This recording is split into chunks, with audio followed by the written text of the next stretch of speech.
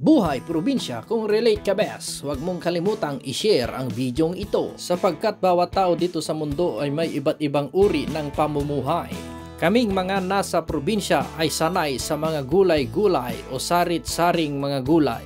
May talong, saging, kalabasa, malunggay, sili, kalamansi at iba pa. Fresh na fresh pitasin, san ka pa, walang halong kemikal, libreng-libre na basta may tanim ka, hindi ka na nagbabayad at bumibili ng mga mamahaling mga gulay-gulay. Nakatipid ka na, malusog pa ang iyong katawan. Bumili na lang kami ng tilapia na pang sahog kasi itong mga manok maliliit pa, hindi pa pwedeng katayin kasi yung mga malalaki tumatakbo sila. Nga pala, bale for today's video, si Inang yung naglilinis ng tilapia. Yan po yung kaparaanan ni Inang sa paglilinis ng tilapia, pero pag may mas maganda pang paglilinis ng tilapia, pwede nyung ituro sa kanya, willing naman siya magpaturo. Ayon, si Rosing naman for today's video ay nagluluto siya ng bigas na magiging kanin. Siyempre, ako naman, ako yung taga-edit, ako yung director, ako na naman yung taga-hiwa ng mga talong. Yan tuloy, biglang umulan.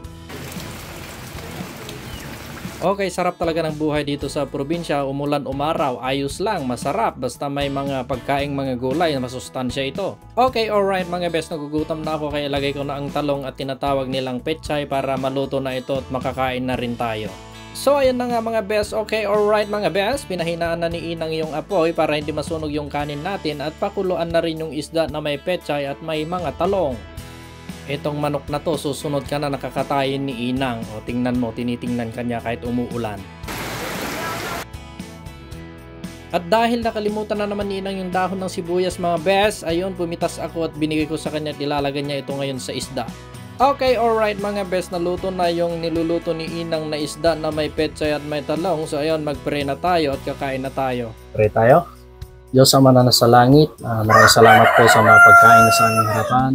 Dalayan po namin, Panginoon, na i-bless mo po maging kalakasan ng amin pong pangangatawan at kagalingan sa anumang munting karamdaman. At muli, Panginoon, dalayan po namin na bigay mo po ang amin pong pang-araw-araw na pangailangan. Panginoon, dalangin sa matamis na ngalan ni Jesus. Amen. Sa mga nakarelate dyan na mga taga-probinsya, kung saan ka man naroon, i-comment mo ang lugar kung saan ka naroon para alam namin kung saan yung narating nitong video namin. Dahil hindi man namin kayo nakakasama, hindi man namin kayo nakikita, parang tayo'y magkakasama dahil napapanood nyo ang video ito. At aming nababasa ang inyong magagandang komento at nare-realize namin at aming ina-appreciate ito. Saan mang lupalop ng mundo tayo naroroon, tayo'y magpakumbaba kung anuman ang uri ng ating pamumuhay sapagkat ang nagmamataas ay ibinababa at ang nagpapakababa ay itinataas ng Diyos. God bless everyone